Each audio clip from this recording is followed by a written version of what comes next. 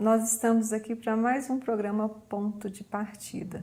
Hoje conversaremos com Mércia Pedra, trabalhadora das casas André Luiz, irmão Eustáquio e irmão Francisco aqui em Sete Lagoas, e que também desenvolve um trabalho no Espírito Santo, de Guarapari até Marataízes. Olá, Mércia, seja bem-vinda. Obrigada, muito obrigada pela oportunidade e a todos que mais tarde nos ouvirão.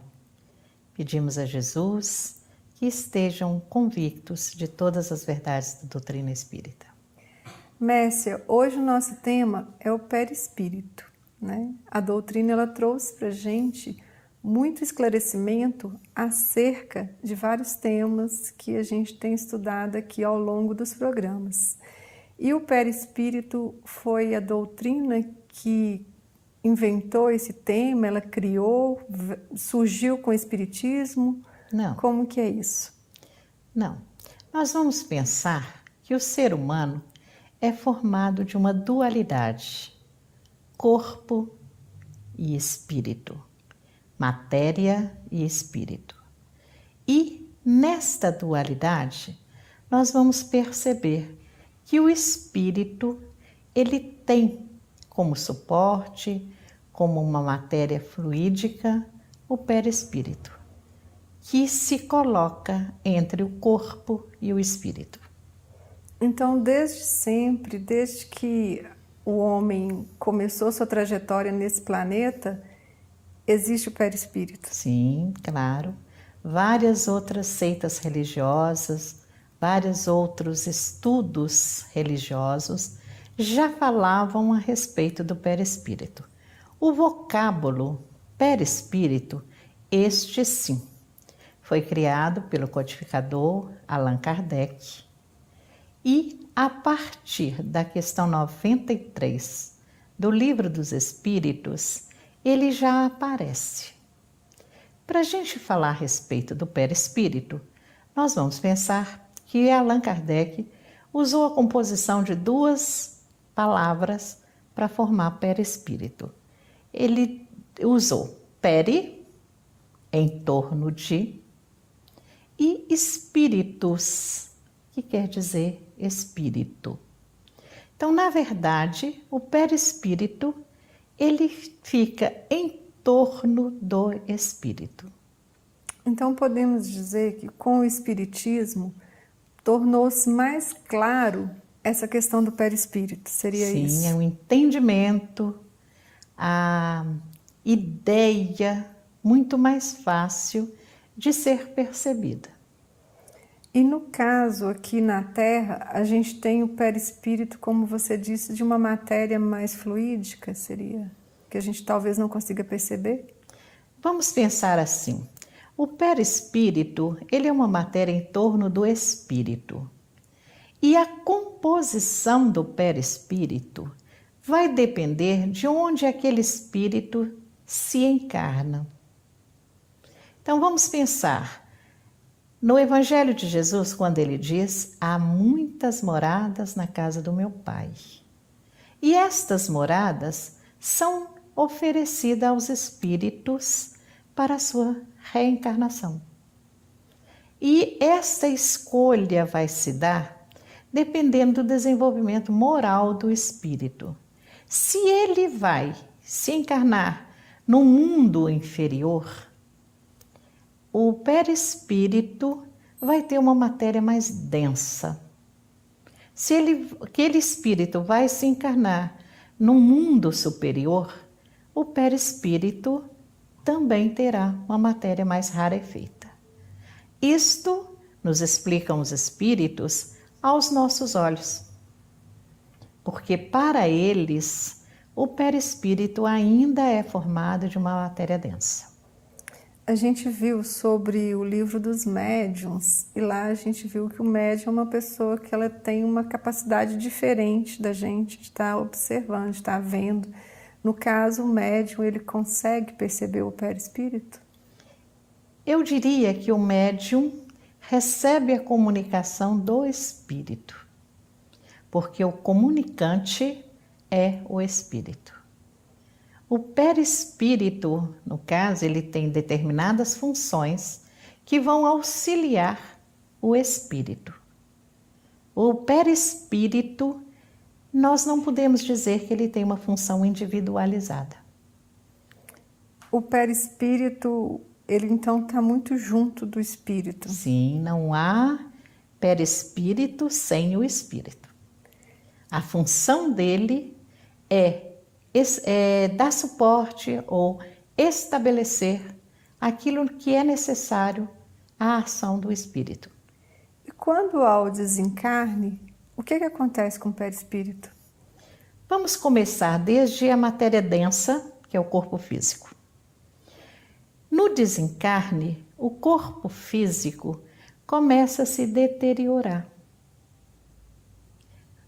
Quando acontece o desencarne, na parte espiritual, o espírito continua vivo e segue sua caminhada evolutiva. E junto com o espírito, o perispírito também faz essa trajetória.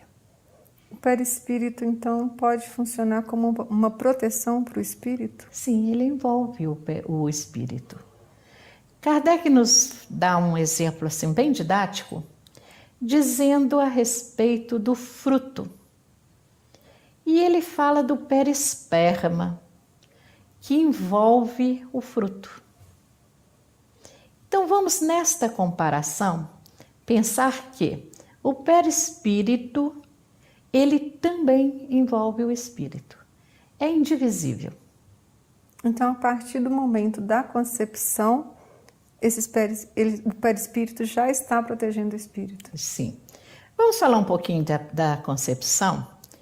No momento da concepção, o perispírito tem uma função da maior importância, que é, através daquele laço fluídico, que é ele próprio, unir o espírito àquele corpo físico que é dado ao espírito naquela encarnação. Quando eu digo o corpo físico que é dado, nós vamos pensar que o espírito recebe um corpo físico de acordo com a necessidade dele na trajetória daquela encarnação. É correto a gente pensar que o perispírito tem o mesmo formato do nosso corpo? Do corpo físico? Do corpo físico? Não. Não é correto. Podemos pensar que o perispírito, ele se aproxima do formato do espírito. E no caso, então, o nosso corpo, ele vai ser formado de acordo com o grau de evolução desse espírito.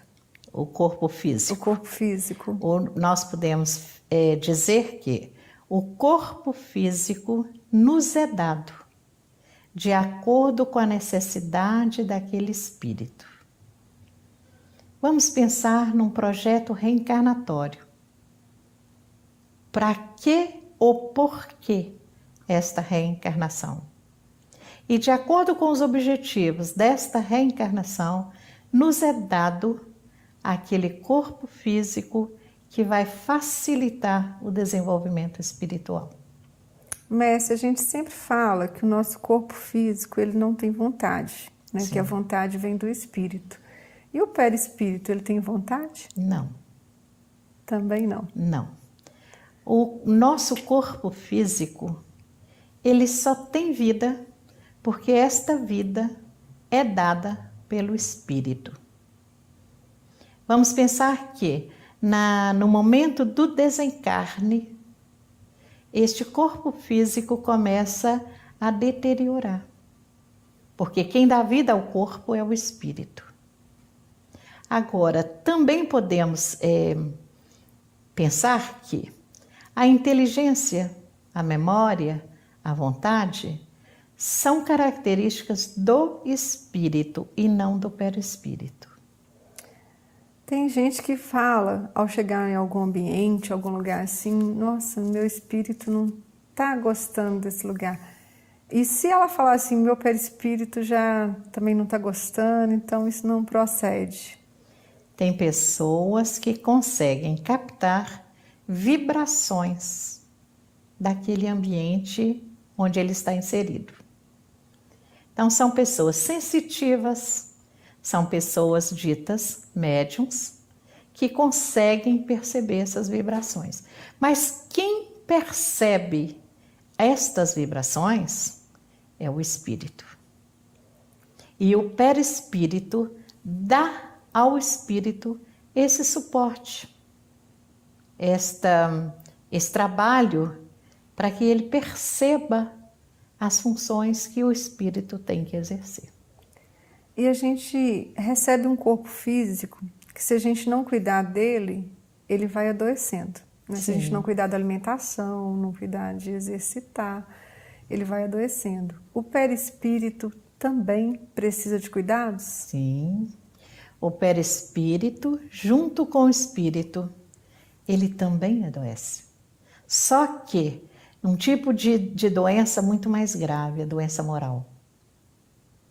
Toda situação moral, ela tem lugar no espírito e no perispírito, deixando marcas que muitas vezes uma encarnação não é suficiente para trabalhar essas marcas. Precisamos de retornar, precisamos de novamente estarmos aqui para poder trabalhar, ressarcir, reorganizar este perispírito ou aquelas marcas deixadas no espírito. Por exemplo, então, se eu faço uso de drogas, de álcool, se eu tenho várias viciações, isso acaba influenciando o meu espírito, o meu perispírito. Sim. E influenciando o espírito, vai haver também uma influenciação material no corpo físico. Então eu posso dizer, por exemplo, quando eu vejo uma pessoa com um problema físico, que provavelmente ela não cuidou bem do espírito, e isso acabou sendo refletido através do perispírito. Eu acredito que nós não podemos generalizar. Né? Todas as vezes que eu encontrar com alguém com alguma dificuldade física, né, generalizar que isso tenha sido ocorrido em encarnações anteriores. Mas vamos pensar que toda falta cometida hoje, principalmente as faltas morais, elas trarão reflexos, tanto no espírito quanto no perispírito. Isso é um alerta muito bom para nós, para pensar que em todos os momentos da nossa vida, precisamos estar vigilantes com as questões morais. Mércia, o espiritismo, ele veio para ser o consolador, né? O que nos consola saber que temos um perispírito? Nos consola pensar que a bondade de Deus nos deu a oportunidade da reencarnação.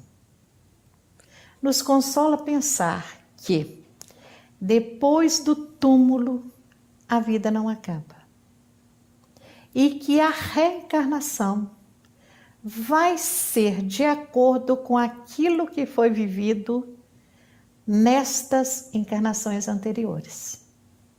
O que tem a ver com o perispírito?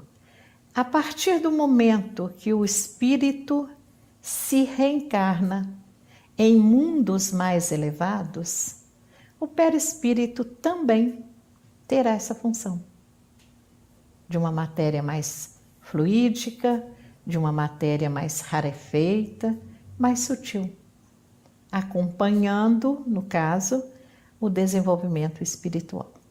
Existe uma relação muito clara, então, entre elevação moral e um perispírito mais sutil. Sim. A nossa proposta de melhoramento espiritual, ela tem que passar pelo nosso desenvolvimento moral. A todo momento, aquilo que foi feito até agora tem que ser avaliado e tem que ser replanejado. Estamos aqui para a melhoria espiritual. Nada mais objetiva do que isto. E quanto mais a gente atingir esse objetivo, mais a gente então vai estar indo para as outras moradas e o perispírito cada vez mais rarefeito, então. Sim. Cada vez que nós atingirmos, ou numa linguagem bem simples, cada vez que nós nos avançarmos mais, né, que conseguirmos dominar nossas viciações, alcançando cada vez mais uma melhoria, teremos a oportunidade de reencarnar em mundos melhores, em situações bem mais fáceis para a nossa vivência espiritual. E o espírito se reencarnando nestas esferas mais adiantadas, o perispírito vai se rareficando, porque nos dizem os espíritos que a matéria usada no perispírito, ela é um fluido que é retirado daquele espaço onde o espírito reencarna. Mércia, às vezes, por mais que a gente tente melhorar, a gente tem a sensação de que a gente está piorando. Então quer dizer que eu também posso piorar esse perispírito meu? Nós não podemos piorar, porque pela bondade de Deus, Ele nos deu o progresso. E o progresso é lei. Ninguém retroage. Podemos estar estacionado durante uma reencarnação, podemos estar estacionado durante um período da reencarnação, mas aquilo que foi apreendido, aquilo fica latente, é herança do espírito. Nós não vamos piorar. À medida que vivemos, nós estamos sempre progredindo. A passos largos para alguns, a passos lentos para outros. Mas o progresso é lei. Mércia, e se eu não acreditar que eu tenho perispírito, isso faz alguma diferença? Para você, pode ser que faça, mas para o espírito não. Você vai continuar tendo um perispírito. E caso, por exemplo, se a gente não acreditar, se a gente não aceitar, isso reflete de alguma forma no espírito? Não. Olha, todas as verdades espirituais, elas são fundamentadas. Nada foi criado, nada foi inventado. A nossa dificuldade em crer ou não depende do nosso desenvolvimento. Hoje eu posso duvidar, eu posso questionar uma quantidade de postulados da doutrina espírita. Mas à medida que eu vou evoluir, eu vou percebendo que essa dificuldade é minha. É dificuldade de entendimento. Nós costumamos dizer que quem estuda o Evangelho, ou quem estuda os princípios básicos da doutrina espírita, a cada vez que lê, que estuda e reflete, descobre alguma coisa nova. Mas a descoberta não é do tema estudado, é do nosso desenvolvimento espiritual.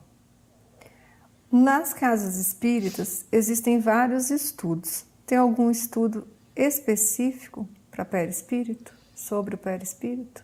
Hoje toda casa espírita tem um grupo de estudo do Livro dos Espíritos e, juntamente, o Livro dos Médiuns.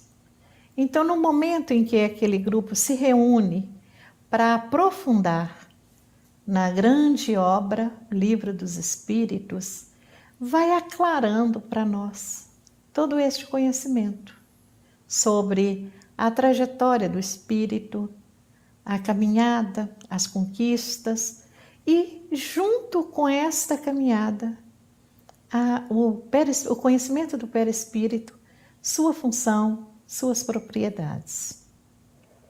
E se a pessoa quiser saber mais, então, ela precisa de, além de só buscar o conhecimento específico sobre o perispírito, caminhar também nesses outros conhecimentos. Seria isso, para que ela tenha um entendimento melhor. Sim. Hoje, Elisiane, a doutrina espírita coloca em nossas mãos uma bibliografia muito vasta. É claro que o essencial é o Pentateuco kardeciano. Então, as obras básicas. A partir do estudo das obras básicas, nós vamos encontrar também obras subsidiárias, que vão a todo momento aprofundando estes conhecimentos. E é claro, dentro de uma casa espírita, num grupo de estudo na casa espírita, essa troca de conhecimento, esse entendimento, ele se faz com muito mais facilidade. Na evangelização também esse tema é tratado, perispírito? Infantil? É. Sim. Desde os pequenos, numa linguagem bem didática, numa linguagem bem simples, nós vamos tratando destes assuntos.